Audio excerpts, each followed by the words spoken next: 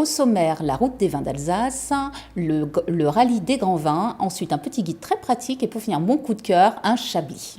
Alors qu'est-ce que vous pouvez nous apprendre sur la route des vins d'Alsace, Valérie? Déjà, c'est la plus ancienne de France. Elle a été créée en 1953 pour promouvoir au départ le tourisme, le vin, les vignobles alsaciens et la gastronomie.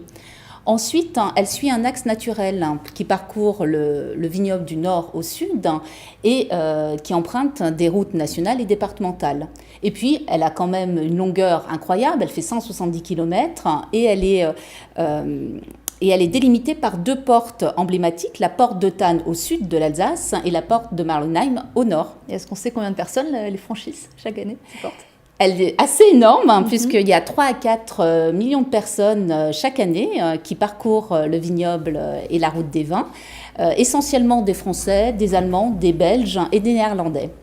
Ensuite, pour l'anecdote, selon un sondage, 50% des visiteurs en Alsace viennent pour le vignoble alsacien. Donc ça, c'est assez intéressant. Et puis la route des vins permet aussi de commercialiser les vins, puisque 19% des vins sont vendus en Alsace par la vente directe via les caveaux.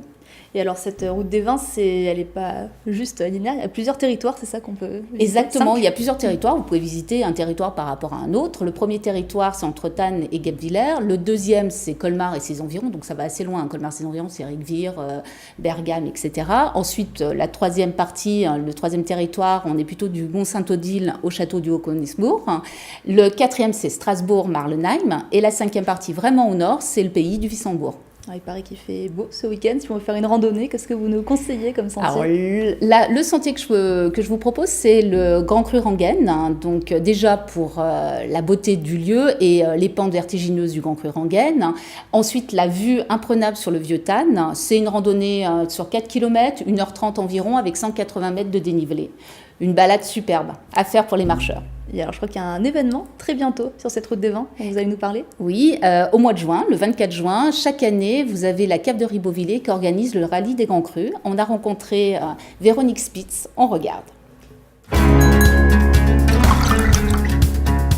rallye des Grands Crus est une promenade dans les vignes qui se déroule sur une matinée. Chaque participant reçoit un carnet de route auquel il va répondre et le gagnant gagnera son point au vin. Nous allons démarrer le 14e rallye, donc nous sommes sur la 14e année du rallye des Grands Crus.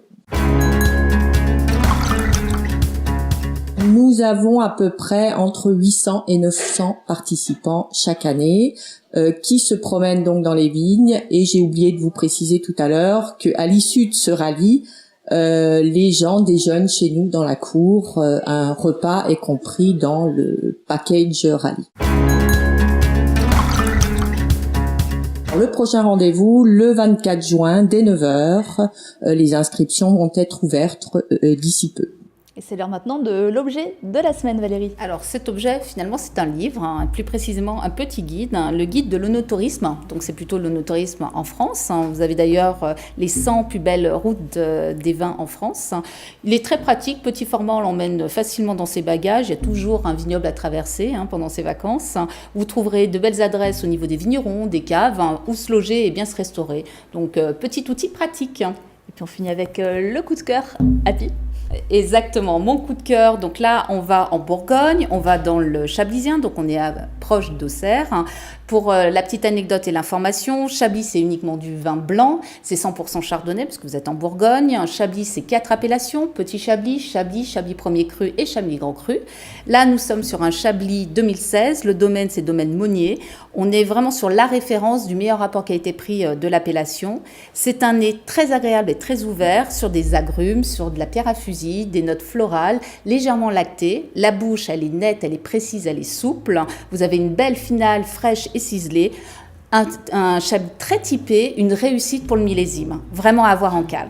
Merci Valérie, toutes ces informations sont à retrouver sur le site Apicurien.